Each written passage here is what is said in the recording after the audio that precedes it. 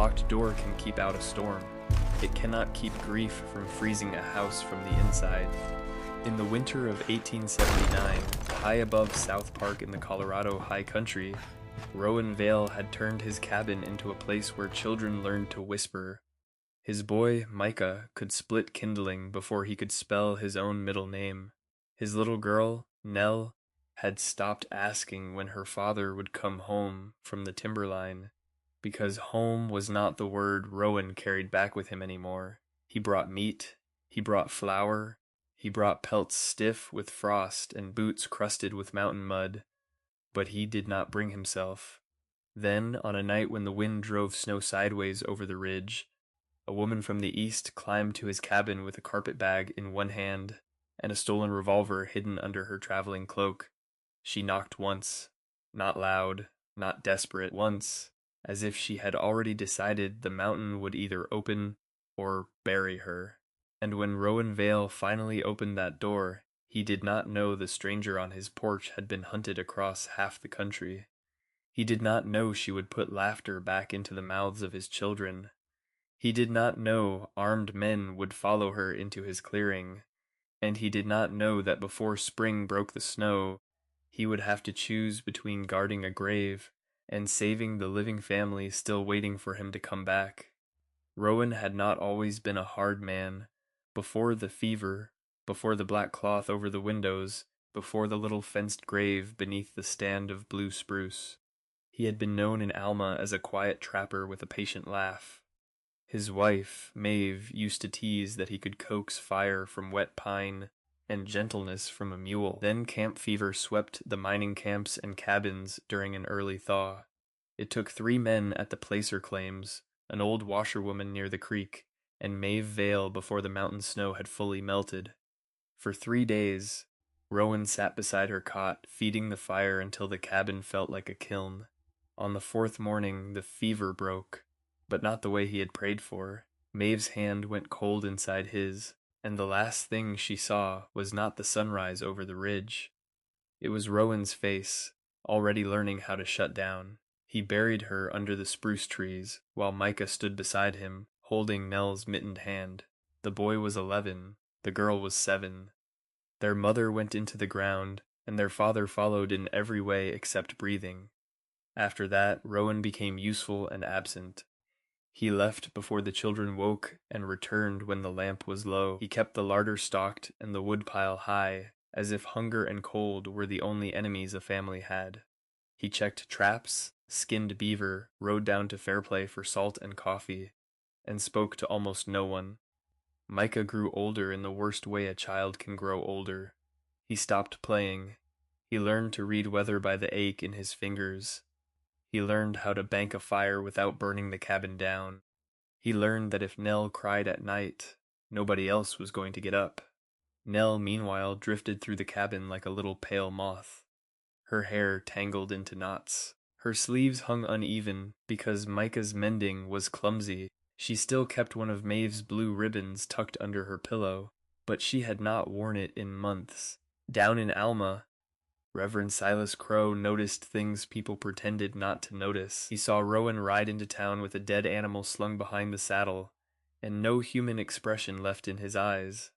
He saw Micah buying lamp oil with the careful manners of an old shopkeeper. He saw Nell waiting outside the mercantile in a dress too thin for mountain wind. So when a woman named Clara Whitcomb arrived on the Denver stage asking quiet questions about work, lodging, and roads that disappeared in snow, Reverend Crow did not believe Providence had sent her by accident. Clara did not look like a frontier woman. Her posture belonged to parlors, not muddy boardwalks. Her gloves were worn but fine. She spoke as though every word had been selected and sharpened before leaving her mouth. But fear had a way of polishing people down to their truest material, and there was steel beneath Clara's manners. She had been raised in Baltimore by a father who kept books for shipping firms and taught his daughter arithmetic before society taught her silence. After his death, his employer, Malcolm Wren, discovered that numbers could be turned into chains. He buried Clara in false debts, threatened scandal, and arranged a marriage contract that would have made her his property in every way the law allowed. Clara answered by stealing two things: a small ledger that proved Wren's fraud, and the pearl-handled revolver he kept in his desk. By the time Wren's men realized she was gone, she had cut her hair shorter, changed trains twice, and vanished into the western slope of a country too large for one rich man to control easily.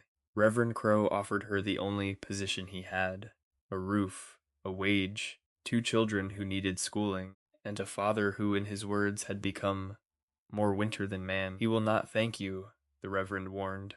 Clara lifted her chin. "I did not come this far to be thanked. He may order you out. Then he will have wasted his breath." The Reverend studied her for a long moment. "Mrs. Vale is buried less than 40 yards from the cabin. Grief has made him proud." Clara's mouth tightened, not with judgment, but recognition. Men who use pain as a wall often forget who they have trapped on the other side. That was how she came to Rowan Vale's door.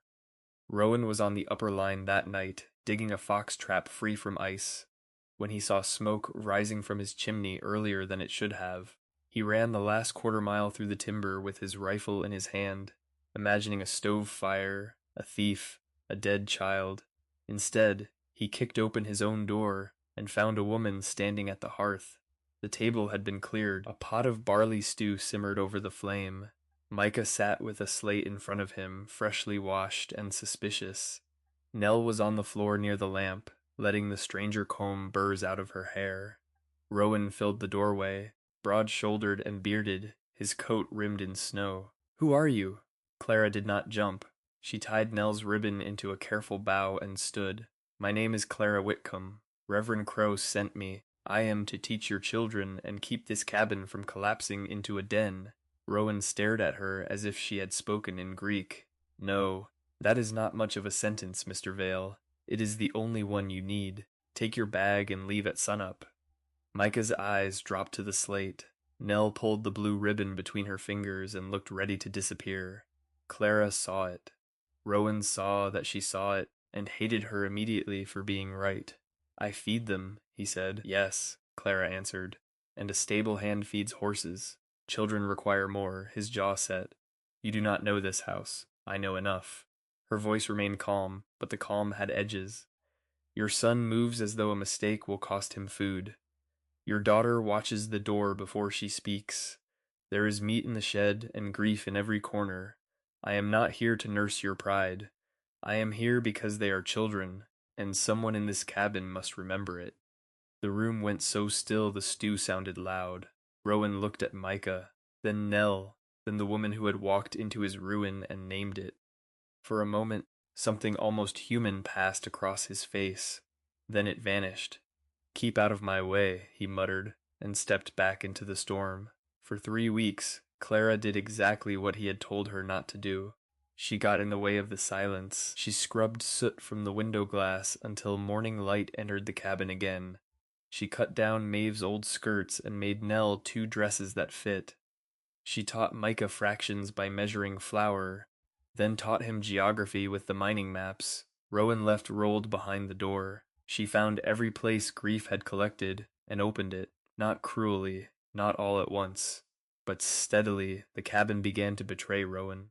It smelled less like hides and ash. It sounded less like a room holding its breath. Nell started humming while she peeled potatoes. Micah began asking questions about rivers, rail lines, and the passes over the Continental Divide. Worst of all, there was laughter. One dusk in February, Rowan came back with snow in his beard and a dead hare hanging from his belt. Before opening the door, he heard Nell laugh. Not a polite sound, not a startled sound, a real laugh, bright and sudden. The kind Maeve used to draw from her by pretending the bread dough was alive. Rowan stepped to the window. Inside, Clara had tied a dishcloth around her shoulders and was conducting a very serious schoolroom trial against a tin cup accused of stealing biscuits. Micah was trying not to smile. Nell was laughing so hard she could barely sit upright. Rowan stood outside until the cold chewed through his gloves. He wanted to be angry. Anger was clean. Anger gave him somewhere to stand. But what rose inside him was worse. It was shame, hot enough to hurt. After that, he began leaving small things without explanation. A smooth red stone on Nell's slate, a repaired chair leg, a strip of cured leather for Micah's knife sheath, a bundle of mountain sage by the sink after Clara mentioned the cabin smelled like old smoke. Clara never thanked him in front of the children. She only used what he left, as if accepting a language he did not yet know how to speak. By late March, the snow softened and the roof began to drip. The world loosened. So did the rules inside the cabin. Rowan ate at the table twice. He corrected Micah's grip on the splitting maul. Without shouting, he sat through half a page of Clara reading from an old geography primer, pretending to mend a harness strap while listening to every word. But thaw is the most dangerous season in the high country. Snow bridges collapse. Rivers rise. Hungry animals come down from the ridges lean, bold, and half-mad. The morning everything changed, Rowan was repairing a fence line near the lower creek when the goats began screaming. Then Nell screamed too. Rowan ran. He came through the pines and saw a gray wolf in the yard. Ribs showing under its ragged coat, lips peeled back from yellow teeth. It had cornered one of the goats against the chopping stump. Between the wolf and the cabin stood Micah. The boy had Rowan's old shotgun braced against his shoulder. The muzzle wavered wildly. Nell was behind him on the porch, frozen with both hands over her mouth.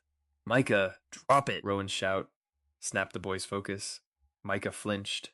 The blast went high, tearing bark from a spruce limb. The kick threw Micah backward into the snow. The wolf lunged.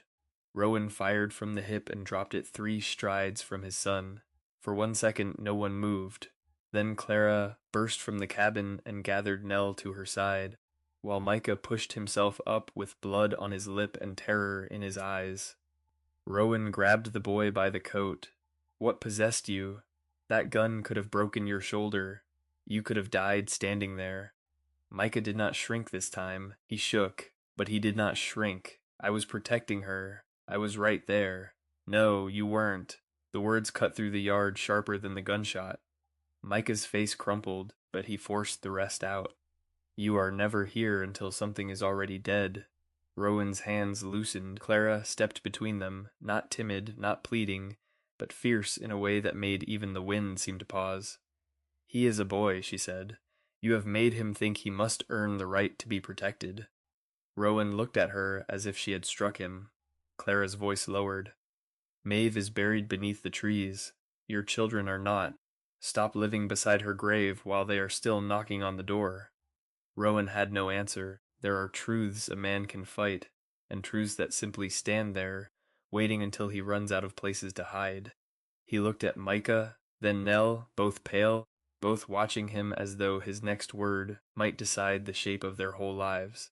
He opened his mouth. Nothing came. So he did what cowards and grieving men often do, when they cannot bear the same room as the truth. He walked into the timber. 2 days later, the past climbed the mountain behind Clara. A freight hand named Ezra Pike rode up from Alma on a lathered mule, his hat pulled low against sleet. Rowan was splitting logs near the barn when Ezra came into the clearing waving one arm. "Miss Whitcomb," he called. "Reverend said I was to get this to you quick." Clara stepped onto the porch.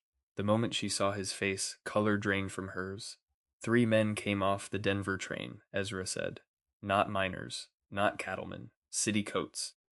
One of them had a tin badge he was showing around, though I did not like the look of him. They are asking for a Baltimore woman traveling alone, offering money for word of her. A lot of money. Clara's hand went to the porch rail. Ezra swallowed. They had your description. The mountain tilted under her feet. For months, Clara had slept with the ledger under a loose floorboard and the stolen revolver within reach. She had told herself the country was too wide, the snow too deep, the Vale cabin too forgotten. But men like Malcolm Wren did not chase women because of love. They chased them because possession, once challenged, becomes humiliation.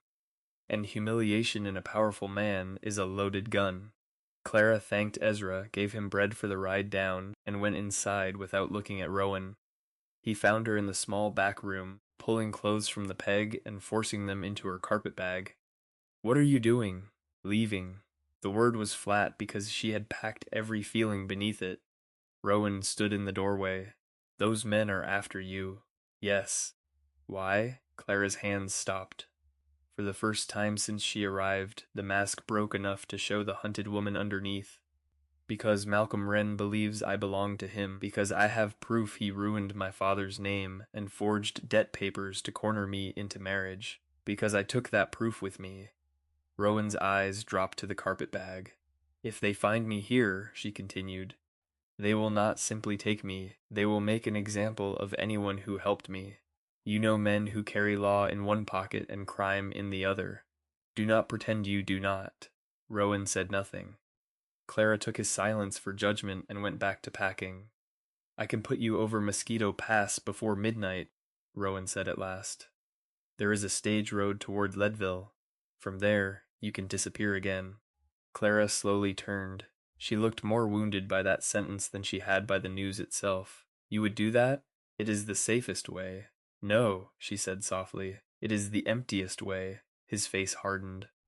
I am trying to keep the children out of danger. You are trying to keep your heart out of danger. Do not dress recklessness as courage, and do not dress fear as fatherhood. Rowan stepped into the room. You brought hunted men to my land. Clara's eyes flashed. Yes, I brought danger, but I also brought your daughter's voice back.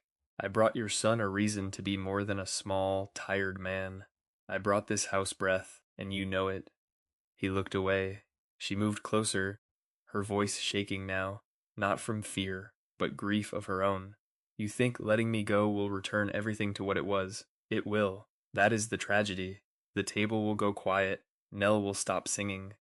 Micah will become whatever hard little thing he thinks you require, and you will call it peace, because peace never asks you to feel. Rowan's throat worked.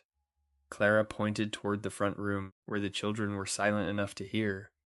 You lost Maeve. I will never speak lightly of that. But you are asking two living children to pay rent inside your sorrow. You are making them grow up in the shadow of a woman who would have begged you to hold them.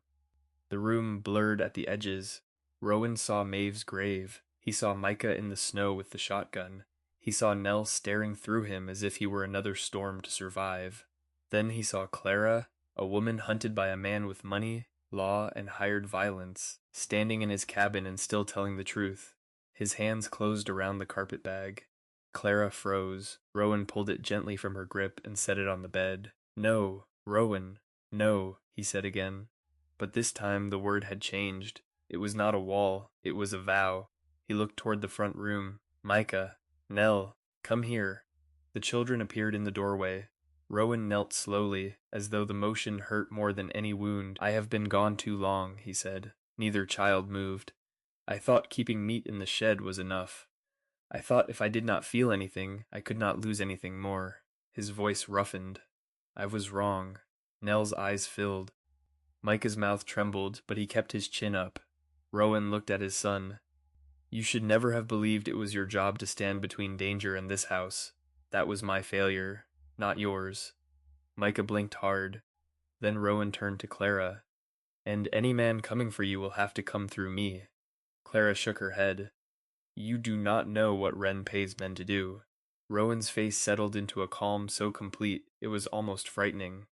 By sundown, the cabin no longer looked like a broken home. It looked like a fort. Rowan barred the front door with a pine beam thick as a man's thigh. He stacked flour sacks below the windows, soaked quilts in water, and moved the table away from the line of fire.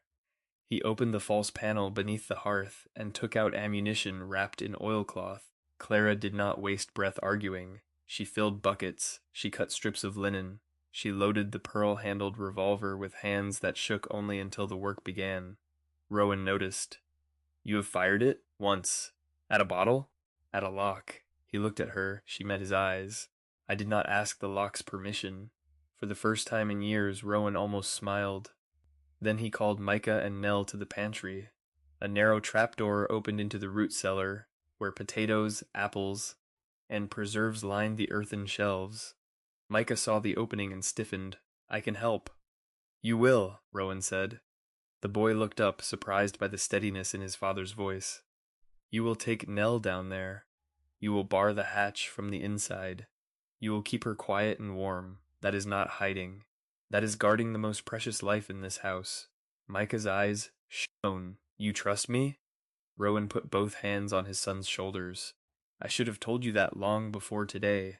Nell clutched Rowan's sleeve. Are you going away again? The question nearly broke him. He gathered her into his arms, awkward at first, then fiercely. No, little bird. I am here. The men came at dawn, not with shouting at first, with confidence. 3 riders entered the clearing through a veil of pale snow.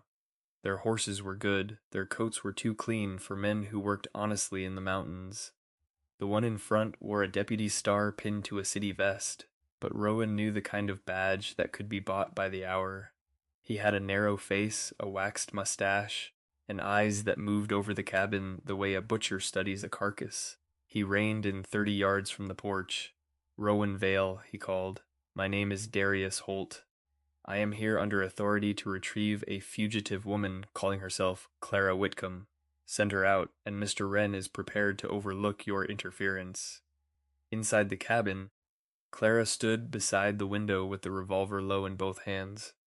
Rowan did not answer. Holt smiled as if patience were a luxury he could afford. $500, he called. In gold, enough to move those children somewhere softer. Rowan's eyes flicked to Clara. Her face was pale but unbowed. Holt's voice sharpened. Or we open this cabin and drag her out by the hair, your choice. Rowan lifted his rifle through the shutter gap and fired. The bullet snapped the leather strap holding Holt's saddle roll. The roll dropped into the snow. Holt's smile disappeared. Rowan's voice finally came from inside the dark cabin. Next one chooses flesh. The clearing erupted. Gunfire hammered the log walls. Shutters bucked. A lamp chimney shattered, sprinkling glass across the floor. Clara crouched behind the stacked sacks and did not scream, even when splinters cut her cheek. Rowan moved with terrifying precision. This was not the ghost who had drifted through supper. This was the mountain man who knew every stump, rut, windbreak, and blind angle within rifle range. One hired gun tried to circle toward the shed. Rowan waited. The man reached the narrow path beside the woodpile and tripped the snare Rowan had stretched knee-high beneath loose snow. The rope snapped tight. A bent sapling whipped upward, yanking him off his feet and slamming him hard against the shed wall. His pistol flew from his hand. Clara heard him cursing through the storm and realized Rowan had turned the whole yard into a memory only he could read. But Holt was not foolish. He used the fallen man as a distraction and sent the 3rd rider low around the back, where the kitchen wall met the pantry. The first blow against the rear door sounded like a tree splitting. Micah gasped beneath the floorboards. Nell whimpered. Clara's eyes went to the pantry. Rowan was pinned at the front, exchanging fire with Holt, who had taken cover behind a boulder near the creek. The rear door cracked again. Clara moved before thought could weaken her. She crossed the kitchen, raised the revolver with both hands, and stood 10 feet from the door as the latch tore loose.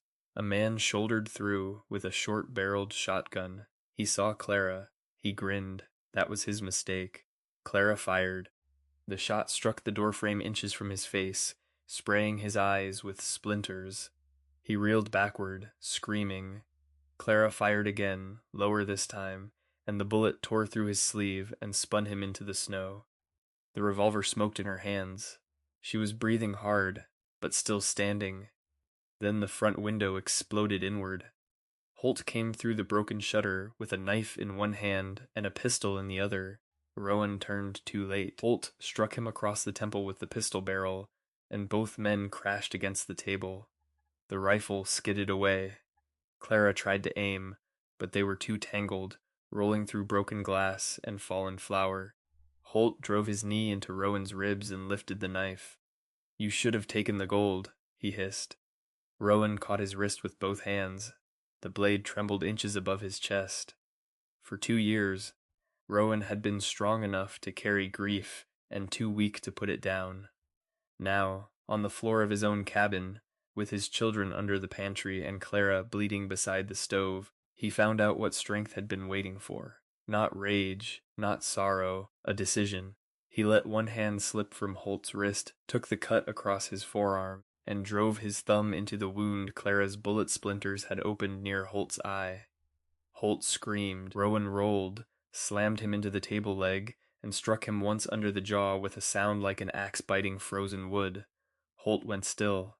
The gunfire stopped. For a long moment, all anyone could hear was Rowan's breathing and the hiss of snow blowing through the broken shutter. Then, from beneath the floor, Nell whispered, "Pa?" Rowan's face changed. He crawled to the pantry, lifted the trap door, and reached down. Nell came up first, sobbing into his coat. Micah followed, trying hard to look brave until Rowan pulled him in with the same arm and held both children so tightly they could barely breathe. "I am here," he kept saying, not to reassure them only, to teach himself. "I am here. I am here." Clara sank onto the bench, the revolver still loose in her hand. Rowan looked over the children's heads and saw the blood on her cheek. He handed Nell to Micah and crossed the room. "Are you hit?" Clara shook her head. Her mouth trembled now that danger had passed. "I thought he would take me back." Rowan knelt in front of her. "No one is taking you from this house." She gave a broken laugh. "It is barely a house at the moment."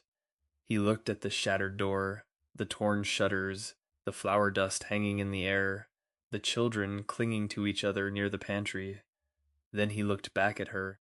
"It is more of a home than it was before you came." By noon, the storm lifted enough for the mountain to reveal what had happened. The hired man in the snare had a broken wrist and no appetite for further loyalty.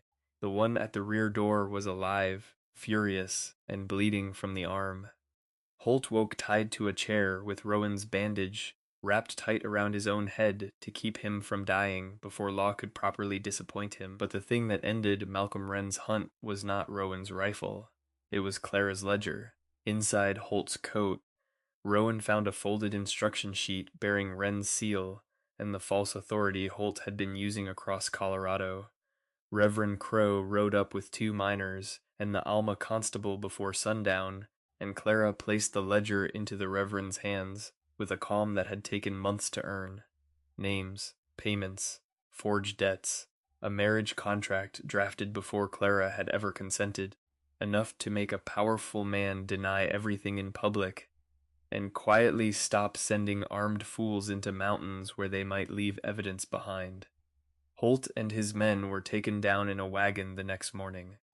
Clara watched from the porch until the trees swallowed them. She did not look free yet. Freedom, Rowan understood, was not a door that opened once. It was a room you had to learn how to stand inside. That evening, Rowan walked alone to the fenced grave beneath the spruce. The snow around it had begun to sink, revealing last autumn's brown grass. Maeve's wooden marker leaned slightly from frost heave. Rowan straightened it with both hands. For a while he said nothing. Then the words came, low and ragged. "I thought missing you was the same as loving you." The wind moved through the spruce boughs. "It was not all of it." He swallowed. "I kept this place cold because I was afraid warmth meant leaving you behind. But the children needed warmth. I needed to give them what you would have given them." He brushed snow from the base of the marker. "She helped me see them again." The confession did not break him. That was the surprise. Grief remained. It stood beside him, familiar as the trees, but it no longer had its hands around his throat. Rowan rested his palm against the rough wood. "Goodbye, Maeve." This time, the word did not sound like betrayal. It sounded like a door opening. When he returned to the cabin, the broken shutter had been patched with canvas. The table had been righted. The stew was thin because half the flour had spilled during the fight, but it smelled better than any meal Rowan could remember. Micah had spread a mining map across the table and was explaining to Nell how the men had tried to flank the shed. "You see," he said, pointing with grave importance, "they did not know Pa had set the snare here." Nell nodded as if studying military history. Clara sat beside the lamp, stitching a bandage around her own palm. The blue ribbon was back in Nell's hair.